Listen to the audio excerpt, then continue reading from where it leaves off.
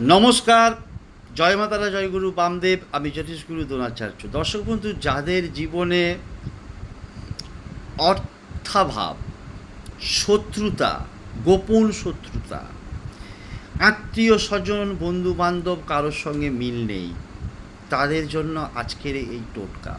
কি করতে হবে? নিজের ডান হাতের বুড়ো আঙুলটাকে কণ্ঠে ঠেকাতে হবে। কণ্ঠে ঠেকাবে কেন? না, কী লজিক আছে ভাই এর পেছনে? দর্শক বন্ধু, ডান হাতের বুড়ো আঙুল শুক্র এবং মঙ্গলকে নির্দেশ করছে। এবং কণ্ঠ, কণ্ঠ মানে কি? কণ্ঠ মানে হচ্ছে আমাদের দ্বিতীয় ভাব। এবং কোন গ্রহের দ্বারা নিয়ন্ত্রিত? বুধ।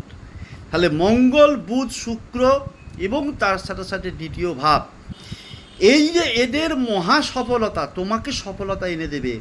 তুমি যে কোনো সময়েই শুদ্ধভাবে শুদ্ধ বস্তে পূর্ব দিকে অথবা উত্তর দিকে মুখ করে আসন বিছিয়ে বসবে। যদি পারো একটা মা দুর্গার ছবি রাখবে, রেখে ডান হাতের বুড়ো আঙুলটাকে কণ্ঠে ঠেকিয়ে ন্যূনতম 28 বার ওং হ্রিং দুং দুর্গা ওই নম, ওং হ্রিং দুং দুর্গা ওই নম, এইভাবে বেশ কিছুদিন জপ করতে থাকো।